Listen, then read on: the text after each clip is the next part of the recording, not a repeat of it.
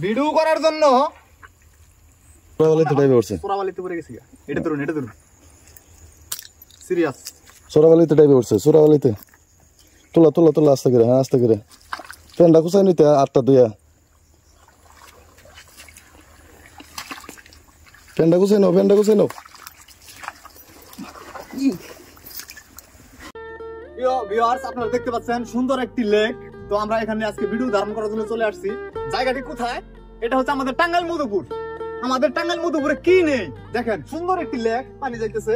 তো এরকম একটি দৃশ্য দেখে আমি যেখানে পর্যন্ত গিয়েছিলাম, এখানে এরকম একটা চোরাবালি যেখানে দেখতে পাচ্ছেন আমি কোন পর্যন্ত ডেবে গিয়েছিলাম। তো আমাকে একজন টেনে তুলছে, ভিডিওতে আমি দেখাবো। তো এই দেখতে পাচ্ছেন এখানে যখন আমি পাটা রাখি দেখেন কিরকম ভাবে ডেবে যায়, এরকম ভাবে ডেবে যায়। তো আমি সুন্দর একটি দৃশ্য ধারণ করার জন্য আমি এখানে আসছিলাম। তো আমি ওই পর্যন্ত যাওয়ার সাথে সাথে আমি কিন্তু ঢুকে গেছিলাম। তো আমাকে টেনে তোলা হয়েছে। তো আমাদের মধুপুরে কি নেই? আমরা কন্টেন্ট ক্রিয়েটর, ভিডিও তৈরি করার জন্য মোটামুটি একটু ঝুঁকি তো নিতেই হবে। তো আমি ভাবছিলাম এখানে ওরকম কোনো সমস্যা হবে না, পাহাড়িয়া লাল মাটি। তারপরেও এখানে যে চোরাবালিটা আছে এটা আসলে আমার মানে ওইরকম ধারণা ছিল না, কারণ বালি মাটিতে সচরাচর চোরাবালি থাকে।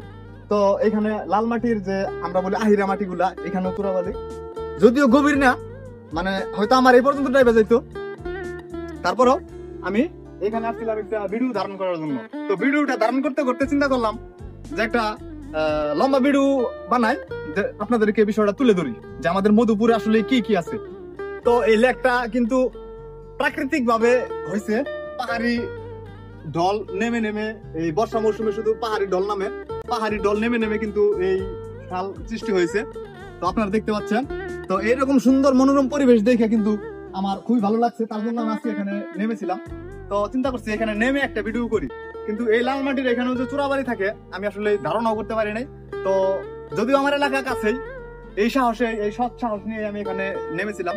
তো মধুপুরের বন, মধুপুরের জাতীয় উদ্যান, এখানে আপনি পাবেন শালগজারির বন, বিভিন্ন রকমের ফসল কৃষকরা চাষ করে, বিভিন্ন রকমের বিভিন্ন প্রজাতির প্রাণী, হরিণ থেকে শুরু করে ময়ূর থেকে শুরু করে বানর পর্যন্ত এই বনের ভিতরে আছে। খুঁজলে হয়তো বাঘ সিংহ পাওয়া যাইতে পারে। তো এই যে লেকটা দেখতে পাচ্ছেন, তো আজকে এই লেকের ভিডিওটা আমি আপনাদেরকে দেখানোর চেষ্টা করতেছি। তো লাস্টে আপনারা আমাকে বলে যাবেন যে এই ভিউটা আপনাদের কেমন লেগেছে, এই ভিডিওটা আপনাদের কেমন লেগেছে। আমি বরাবর এই পর্যন্ত আসতে পারছি, দেখেন এই যে তাও দেবে যায়। তো এইখানে নামার সাথে সাথে কিন্তু আমি মানে পুরা এই পর্যন্ত ডেবে গিয়েছিলাম। তো কত সুন্দর দেখেন, এই যে পানি যাচ্ছে, স্বচ্ছ পানি, একদম চকচকা পানি, ফ্রেশ।